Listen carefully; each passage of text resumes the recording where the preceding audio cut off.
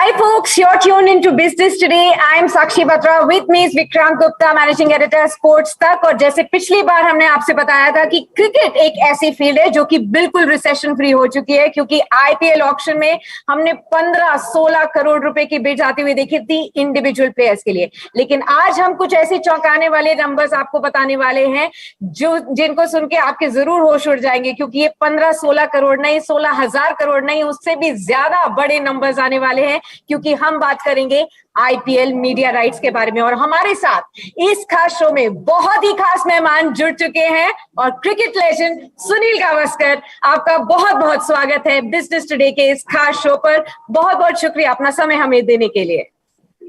बहुत बहुत शुक्रिया आपका कि आपने मुझे आपके प्रोग्राम पे बुलाया। वैसे तो मैं बिजनेस का ज्यादा नहीं जानता हूँ, पर आपसे कुछ सीख लूंगा। ऐसा कुछ नहीं है सुनील जी, अगर देखा जाए तो क्रिकेट की दुनिया और बिजनेस की दुनिया अब बहुत अलग नहीं रही है। बहुत सारे हमारे सब व्यूअर्स ऐसा जानते हैं कि जो स्टॉक मार्केट्स की हम बात करते हैं, करोड़ों रुपयों की बात करते हैं, अरबों रुपयों की बात करते हैं, अब वो क्रिकेट की दुनिया से बहुत दूर नहीं है। ये समय अब बहुत अलग हो चुका है और ये बेहतर आपसे कौन जानता है कि उस जब 1983 के वर्ल्ड कप को आपने जीता था, उस समय से लेकर अब तक क्रिकेट में कितनी ज्यादा ट्रांजिशन आ चुकी है। आप खुद एक ब्रॉडकास्टर हैं इतने समय से और most sought after commentator for sure for 35 years and all. So definitely it will be a pleasure to understand from you, how do you see the mega IPL rights deal going forward from here, which we are awaiting, Vikrant, and it's going to be a massive one this time. Sunny भाई, again मतलब मैं थोड़ा सा, मुझे एतराज है, जैसे आपने कहा कि आप बिजनेस नहीं जानते। मैंने तो सुना है कि क्रिकेट फ्रेटर्निटी में जो पहले लेजेंड थे, पहले क्रिकेटर थे who could understand the business side of it, वो तो आप ही थे। उसमें बिजनेस की बात नहीं थी, उसमें सीधी सी बात थी कि एक जमाने में जब कि प्लेयर्स को ज्यादा पैसे नहीं मिलते थे, और अगर आप ये देखते थे कि जो स्टेट एसोसिएशन या क्रिकेट बोर्ड हुआ करती थी वो बहुत सारी प्रॉफिट करती थी और ज्यादातर प्रॉफिट अपने पास रखती थी, प्लेयर्स को ज्यादा नहीं देती थी। तो उसे जानकर हमारे साथ कुछ खिलाड़ी थे, उन्होंने ये सोचा कि हमें भी इसमें से कुछ मिलना चाहिए। हमारी जो मैच फीस थी वो एक जमाने में 500 रुपया हुआ करती थी एक टेस्ट मैच के लिए, और फिर 1,000 रुपया 1,000 रुपीज हो गई थी मैच फीस। पर क्रिकेट बोर्ड को बहुत ज्यादा प्रॉफिट हो रहा था, तो उससे हमने we started discussing with the board and the board was very amenable. Board में भी ऐसे बहुत अच्छे लोग थे कि वो जानते थे कि क्रिकेटर्स बहुत मेहनत करते हैं, तो उनको भी उनकी फीस भी बढ़ाई जानी चाहिए। तो that was a good thing. So I don't think that was any awareness of business, but I guess just awareness की ये थोड़ा सा इनइक्वल हो रहा था, तो यही था बस।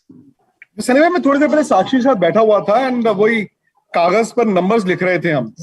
तो अब साक्षी के लिए वो चौंकाने वाले नंबर्स नहीं थे, because again business today anchor, इनके लिए वो मिलियंस, बिलियंस और ट्रिलियंस, मतलब वो इस जेब से निकाले और फेंक दिए। लेकिन मैं क्रिकेट का समझाया, मैंने कहा जब सनी भाई ने क्रिकेट छोड़ी और आपने कमेंट्री स्टार्ट की, वो वक्त तो वो था जब बीसीसीआई दूरदर्शन को पैसे देता था कि भैया आप टेलीकास्ट कर दीजिए। 93 में फिर जब वो TWI का आया, आज पिछली आईपीएल की जब मीडिया राइट्स गई सनी भाई, 16,500 करोड़ रुपए में, तो मतलब 2 दिन ऑब्वियसली मुझे भी नींद नहीं आई। आई एम श्योर जिन्होंने पैसे लगाए थे उनको पता नहीं 5 साल नींद आई कि नहीं आई। अब कह रहे हैं कि ये वाली बिड 4,000 4,500 करोड़ की जा सकती है। 40,000 करोड़, 40,000 45,000, 40,000 करोड़। बिल्कुल, हमने भी ऐसा सुना है कि वहां तक पहुंच सकती है। देखिए, वो लोग भी जानते हैं कि वो कैसे रिकवर करे पैसे। yes, और उसमें क्या है, क्या ये वैल्यूएशन का गेम है कि नहीं, ये भी हमें पता नहीं। मतलब जो नंबर क्रंचेस है, और हर एक के पास नंबर क्रंचेस होते हैं, और एक नंबर क्रंचर नहीं होता, 2-4 ऐसे नंबर क्रंचर्स होते हैं जिससे वो मतलब ऑप्शंस ढूंढते कि ये करे तो क्या होगा, ऐसा करे तो क्या होगा। तो ये सारे नंबर क्रंचर्स जो होते हैं, वो नंबर आपको फिर दिखाते हैं और उसके बाद में वो बिडिंग बनती है। तो बिडिंग मतलब ऐसे नहीं कि किसी के मन में आ गया कि चलो आज यार मूड है 40,000 करोड़ बिड करे, वैसा नहीं होता। बड़ी सोच समझ कर, बड़ी प्लानिंग के साथ, जैसे कि अभी भी जो 2 टीमें आईपीएल में ऐड हो गई है, लखनऊ सुपर जायंट्स और गुजरात टाइटंस, उसके पीछे भी बहुत स्टडी थी, बहुत एनालिसिस थी, बहुत financial implications, financial pluses minus सब सोचकर इन्होंने जो अमाउंट बिड कर दिए वो उस हिसाब से उन्होंने बिड कर दिया। तो ये राइट्स के लिए भी, ये जो ब्रॉडकास्ट राइट्स होंगे उसके लिए भी वैसा ही होगा। But is it because of the rise in competition now? Is it because of these two teams getting added now? What are the key factors because of which you see the rise from 16,500 crores last time to maybe a 2 times or a 3 times now figure that we are talking about? Well, first and foremost, you're going to get more matches to cover. Yeah.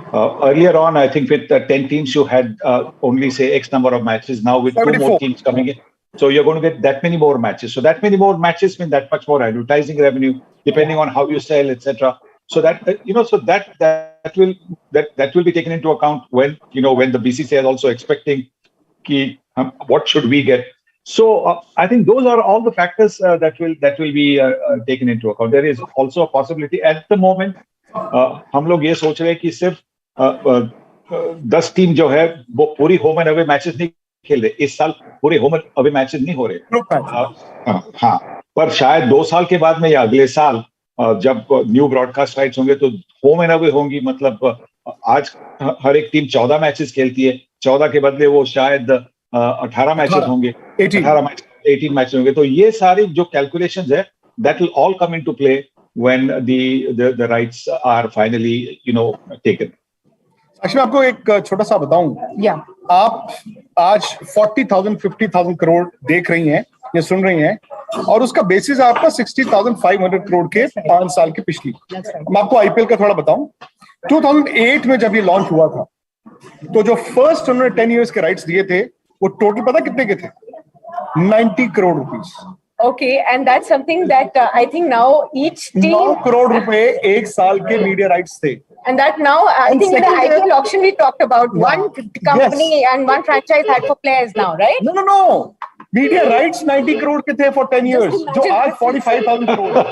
फिर क्या हुआ? झगड़ा हो गया अगले साल 2009 में BCCI ने कहा नहीं, and then they went to court।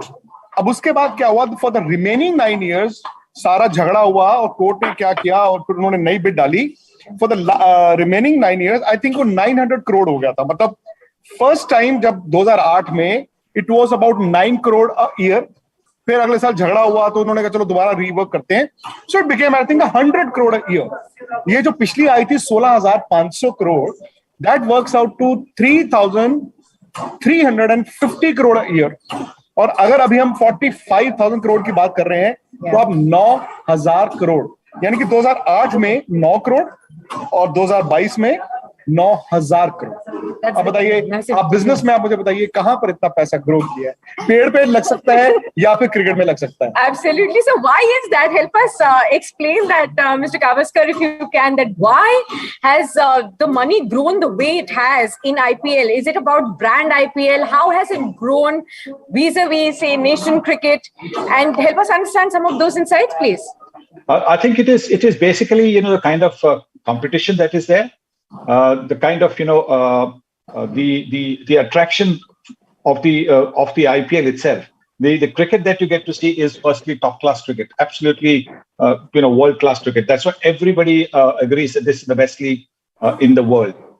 The other thing is that cricket is unique amongst all other sports. कि क्रिकेट में हर एक ओवर के बाद में थोड़ी सी गैप होती है, दूसरी ओवर शुरू होने के पहले। तो इन दैट टाइम 1 मिनट का टाइम हो, 40 सेकंड का टाइम हो, उसमें आप एड्स डाल सकते हैं, आप रिकवरी कर सकते हैं, जो भी है। फुटबॉल में वैसा नहीं होता, और किसी स्पोर्ट में मुझे नहीं पता कि होता। जब विकेट गिरती है तो आपको 2 मिनट मिलते हैं, 2 minutes to fit in any commercials। आपकी इनिंग्स जब चेंज होती है तो उसमें आपको 8-9 मिनट के कमर्शियल्स आप डाल सकते हैं। आईपीएल में 20 मिनट्स की गैप होती है between first team and the second team batting. तो 20 मिनट्स में आप बहुत कुछ कर सकते हैं। आप अपना प्रीव्यू शो, रिव्यू शो, सब कुछ वहां पे डालकर you can give the brand पूरा value, and that's what the brands also realize. Also because of the eyeballs, there are so many people. Cricket is fortunate that it is followed by so many millions in this country. और जब eyeballs होते हैं तो eyeballs की वजह से then the brands also look, this is, I am getting value for my money. तो आपको मैं एक और बात बताता हूँ, मैं I'll go back to my initial days of commentary. मैंने शुरुआत की थी, if you don't mind, little digression. Absolutely not. When I first started commentary, I did commentary for BBC. So BBC did not have any commercials. BBC, as you know, is state funded. It's on license fees and all that in UK. So there were no commercials at all. So you just spoke whatever. Then a year later, I went to Channel 9 for the Australia commentary, India in Australia commentary. And 92. And that is when, being brought up on BBC, where you only spoke if you could add something to the picture. If you have seen the ball being hit there, you don't have to say ball is hit there. So you didn't speak. At the end of the first session, the producer pulled me aside. He said, "This is a commercial channel and you have to be seen speaking. You have to make a noise." And I said, "Okay." And he gave me an explanation. Just remember, the lady of the house, she's walking from her bedroom to the kitchen to make herself a cup of tea. And the husband and the boys are watching cricket on television. Yes. There is no hangama. Oh, what a good shot! Oh, what a wicket! Agar hangama nahi ho, so she will go from the bedroom to the kitchen, make a cup of tea, and walk back. But if there is hangama, oh, what happened? She will stop. What is happening here? Why are the boys and my husband excited? Yes. And with a bit of luck, that is the last ball of the over. After which the commercial comes on. And who makes the commercial decisions in the house? Which toothpaste to buy? Which cereal to buy? The lady of the house. So you are screaming and shouting for that lady who might be not actually interested. फर्क इतना है कि IPL ने ये जो बना दिया है, एक माहौल बना दिया है कि ladies don't have to be encouraged. Ladies themselves sit. Grandmothers sit. Ladies sit. The decision makers of the house sit. And so for them, those brands are appealing, not so much to the guy to the lady who makes the call. That is why IPL is such an attractive proposition. So मेरी एक शिकायत है आपसे, मैं with your permission Sakshi, Not at all, please. आपने ये इतने साल से मुझे ये किस्सा नहीं सुनाया. साक्षी आई हैं and उसी वक्त आपने ये किस्सा सुनाया. But I think I can relate to it better. That's right. Yes, no, Yuki, you asked me cricket questions. She's asked me a business question. That's why. Yes, absolutely. So she's done her homework well. And Sunny भाई आपने भी मतलब ठीक है. But I think ये एक नई dimension आई है. IPL आपको एक moving audience भी देता है ना, जैसे साक्षी हैं. Yeah. जैसे आपने अब साक्षी was telling me कि भाई IPL में इनके शाम को क्या होता है, ऑफिस से रैप अप किया और ये प्लान कर लेती हैं घर पे, कभी ये बाहर जा रही हैं, कभी घर पे पार्टी कर रही हैं. But the TV is on. But nation versus nation, ये सिर्फ इंडिया पाकिस्तान देखेंगे, वर्ल्ड कप देखेंगे, नहीं तो नहीं देखेंगे. So that is true. That is true. And also, I think today with the mobile phone, it's not that you have to be in front of a television. With a mobile phone today, you can see. So therefore, to the brands, it makes a lot of sense. You make a very important point, sir, and I was coming to it. I wanted to understand from you, will these IPL media rights be convergent of both TV and digital rights? Should it be different? Should it be given out to different players or not? Why and why not? How do you explain this? Well, I don't know what the BCCI is thinking on this. The last time around, I think it was given for a consolidated bid. And that's how, Star India got it. If it had been given only for TV, then I think somebody else would have got it. Because Sony had bid higher than that, higher than Star. So whether the BCCI is going to go the same way या कुछ अलग करने वाली है इस बार, हमें पता नहीं है. हमें जब टेंडर बाहर आएगा तो ही पता चलेगा कि उनकी सोच क्या है. बट ऑब्वियसली किसी की भी सोच होगी, क्योंकि ये 5 साल के लिए हम ये कर रहे हैं, किसी की भी ये सोच होगी कि हम मैक्सिमाइज करें ना हमारा जो रेवेन्यू है. तो जिस तरह से मैक्सिमाइज होगा वही रास्ता बीसीसीआई भी ले लेगी. थोड़ा सी मैं खबर दे दूं आपको Sakshi. Basically what happen is, ये साल एक ब्रॉडकास्टर के पास है, ये this is part of the 5-year cycle. Maybe next week आपको जो टेंडर्स हैं दे विल बी आउट, और कई मेजर बिडर्स हैं जो प्रोस्पेक्टिव, ऑब्वियसली स्टार स्पोर्ट्स जिनके पास अभी हैं वो होंगे. सोनी और जी मिल गए हैं, वो खबर मैंने आपके बिजनेस टुडे पे देखी थी. They will also be a contender. But any new players coming? Amazon Prime might come in. Okay. वो ऑलरेडी क्रिकेट के पीछे वो भी आ रहे हैं, और एक और बड़ा प्लेयर आ रहा है, वो है वाईकॉम 18. वो एक अपना स्पोर्ट्स चैनल लेकर आ रहे हैं और उसमें इन्वेस्टमेंट्स भी हैं. सो बेसिकली मुझे लगता है इन चारों के बीच ही दौड़ होगी. But again the timeline is कि maybe next week tenders आएंगे. शायद बिड प्राइस ही 30,000 करोड़ की हो, मतलब ऑलमोस्ट डबल ऑफ जिसमें पिछली बार गए हैं. एंड दे आर एक्सपेक्टिंग कि 40,000 crore, may be 50,000 crore, which is रफली अबाउट $6 billion. बट सनी भाई, थोड़े से नंबर्स क्रंचिंग मैंने और साक्षी ने किए. इस वक्त जो होम मैच, जो इंडिया का मैच होता है, इंडियन क्रिकेट का मैच है, वो है कोई 43 crore rupees a game. Nation versus nation, 43 crore rupees a game. As of now जो आईपीएल के एग्जिस्टिंग मीडिया राइट्स हैं, वो है 55.5 crore rupees a game. But अगर नए आप 40 to 45,000 देख रहे हैं, वो शायद 130-140 करोड़ रुपए का एक मैच हो. 130 to 140 crore rupees a match. And this is for 4 hours, like one match. That okay. अब मुझे बताइए पैसा रिकवर हो सकता है? क्योंकि अगेन जब आप, जैसे सनी मैंने कहा ना, एक बिजनेस प्लान बनाते हैं, आपका एक मॉडल होता है. सो मॉडल आप ऐसे ऐसे चलते हैं ना कि नेक्स्ट ईयर ये होगा. अब 2 साल तो इकोनॉमी पीछे चली, अब एक ये नया वॉर आ गया.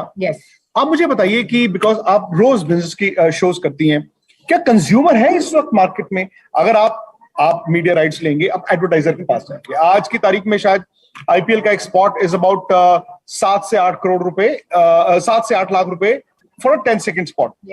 जब आप महंगा करेंगे तो ये 20 लाख रुपए का स्पॉट खरीदने वाला कोई एडवर्टाइजर तैयार होगा? क्या एडवर्टाइजर के पास कंज्यूमर्स हैं मार्केट में?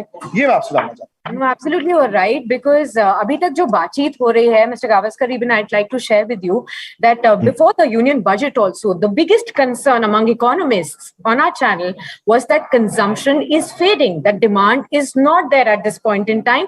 Even if we are seeing the economy recover from the effects of the pandemic, it's the lower rung, it's a K-shaped recovery. So the richer are getting richer, the poorer are getting poorer, and there is no demand in the lower rung for the smallest of the smallest things. And now we heard Amul raising its prices by 2 rupees a liter. You have the biscuit prices, even Parle G raising its prices, the 5 rupees. Petrol prices बढ़ेंगी. Petrol prices, of course, with the crude oil prices hitting over $110 a barrel. So that will be definitely a big shocker for us. 7th or 10th of March, that's the date that we are looking at for the petrol and diesel prices as well. So consumption is a major problem right there. So how do you explain, help us understand, for the advertisers who are going to be shelling out this much as well, will it make sense for them at this point in time when we have another war, when we are still not sure of whether the economy will recover and the consumption will rebound or not? It's a tough call. It's a very tough call. I think the brands will sit with the advertisers and will want to know what they will be able to get back, how they can recover the cost. A lot of times, I think brands are saying, look, even if I lose a little bit, as long as I create an awareness in the minds of the people, then I have won my battle. So I think those are the factors. Vanish from the minds of people. That's the important. So I think that is what they will be looking at. How they'll be able to do that could be that they might not just say, look, I'm going to advertise in IPL. They might have some side programs going on, programs on the side, which will just to increase the brand value, to increase the brand awareness. I think that is something that they will do. But it is going to be a tightrope walk. It is going to be a tightrope walk, particularly once the rights are done.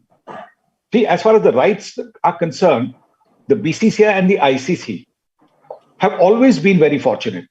They've been always fortunate कि हर time जब rights आने हैं तो उस वक्त 2 या 3 competitors होते हैं, bidders होते हैं. ऐसा कभी नहीं हुआ कि एक बंदा है कि he will be the one who will say कि he will then dictate कि नहीं, I want it only for so much, not for so much. ऐसा कभी नहीं हुआ. आप देखें कि जब 96-97 में जब पहली बार वो राइट्स की बात आ गई थी, तो उस वक्त 2 टेलीविजन चैनल्स बिड कर रहे थे एक दूसरे के खिलाफ. उसके बाद में जब टाइटल राइट्स वगैरह होते थे तो 2 major cola bidding for the title rights etcetera. ये हमेशा होता रहा है. अब पिछले कुछ सालों में there have been TV channels who have been fighting for the rights. There's more than one TV. आप कह रहे हैं कि you've got people like Amazon and all coming in, the digital players coming in. Exactly. So इसका मतलब है कि जो rights जाएंगे वो, you're right, it could go for something 50,000 crores. I won't be surprised if that happens. How they are going to recover, that I don't know. That is something for them to decide. थोड़े से और numbers crunching साक्षी और मैंने की सनी भाई, assuming कि ये $6 billion about 45,000 crore में जाता है, so 5 साल का मतलब है $1.2 billion a year over a period of 2 महीने. अब ये नहीं है कि ये दुनिया की सबसे महंगी लीग है, EPL, Premier League football. Yes. उसमें जो राइट्स हैं वो $3.5 billion a year. Okay. Almost 3 गुना अगर हम 45,000 करोड़ देख रहे हैं. NFL, अब NFL के नंबर्स देखिए आप, यूएस में इनकी पर ईयर है $4.4 billion, almost 4 times the IPL जो हम सोच रहे हैं. और NBA is $2.4 billion a year. मुझे समझ नहीं आता सनी भाई, लोग कहते हैं पैसा नहीं है, पैसा नहीं है, पैसा नहीं है. IPL has a long way to go, Sunny sir. It has a long way to go. But there are so many innovations coming in the IPL. For example, I think Vikrant talked about the fact that the first year the IPL was sold for say X amount, and then there was a bit of a gap for a year, and then another thing happened. At which point, to give to compensate for the increase in the price, the strategic timeout was brought in. पहले साल में strategic timeout नहीं था. So for the second year, the strategic timeout was brought in, which was actually 10 minutes, which was a little too long because 20 over के game में अगर आप 10 minute का एक timeout ले आएंगे, so then the flow of the game gets interrupted. तो उसके बाद में 5 मिनट का 5 मिनट का strategic timeout ले आए. So that is how the advertiser will want to get something back for the like he will want the big bang for his buck. Right, absolutely. Now, before we let you go, we are running out of time on this session, but, I'd come back on your first answer when you said something and Vikrant countered you. I want to counter you again on that point when you said that, I am not... I dare not counter Mr. Gavaskar. So I'm going to ask you something, sir. You have been one of the first people to actually enter the world of NFT as well, which most of us are still willing to, just trying to understand what this big game NFT is all about. So help our viewers understand, how did you get into the world of NFTs? What kind of potential do you see here for sports as an industry, for cricketers, and for all of us, and perhaps the investors also who may be watching you today and maybe wanting to invest in NFTs? Well, I think what happened is that there has just been a little bit of a sort of a speed bump at the moment, with there being an uncertainty about what the cryptocurrency is going to be looked at. We've heard in the budget that the cryptocurrency, there will be a tax of X%. So we've heard that. So there's a little more clarity. So now that there is a lot more clarity regarding the cryptocurrency, I think with the NFT, and which is the reason the NFTs of mine, which were launched in the month of November, had taken a back seat. But the NFT situation just happened कि मैं England में था, एक बंदे ने मुझे पूछा कि आपको NFT में इंटरेस्ट है क्या, तो मैंने उसके पहले मैंने पढ़ा था NFTs क्या है, क्या हो रहा है. वो जैक डॉर्सी की जो पहली ट्वीट थी, वो इतने कुछ 55 मिलियन में चले गए, $55 मिलियन में एक ट्वीट की NFT चली गई $55 मिलियन में. तो मैंने सोचा ये क्या चीज है, तो फिर मुझे थोड़ा पता चला कि ये NFT क्या होती है, नॉन फंजिबल टोकन NFT ये जो है. तो उससे थोड़ा सीखकर मैंने मतलब I have just dipped my foot in the water. मुझे और जाके आगे जाकर पता नहीं कि क्या होना. I am just keeping my fingers crossed that there is an avenue for all sports persons कि रिटायर होने के बाद NFT के जरिए they will be able to have an extra income even after retiring. And maybe if I am the first one to do it, so be it. After all, I've been the opening batsman. Absolutely. नहीं, but इसमें सनी भाई आपको मैं थोड़े और numbers crunching करता हूँ. इस शो में I think साक्षी हम सनी भाई से इजाजत ले लेते हैं, but एक और स्पेशल आपके साथ इन्हीं NFTs पर और कुछ ऐसे numbers मैं आपको बताऊंगा सनी भाई आप कहेंगे कि वक्त पर आपने you've tested the waters. You will then have to ride the tide rather than being swept away by that. Absolutely. Okay. I look forward to that. Absolutely. So do stay on for that show as well. But we'll thank all our audiences for being with us during this live session. And thank you so much, Mr. Gavaskar, for sharing these wonderful insights that you have on IPL media rights and on NFT as well. We'll keep on getting you on our Business Today channel as well, so that we can see the other side of your cricketing world as well. Because I'm sure there are many business people. And please do have your tea as well. I'm so sorry I didn't ask you, and thank you so much for sharing your evening tea with us. Thank you so much, and hope you have a good time. Thank you so much. Thank you. Thank you so much, sir. Yeah.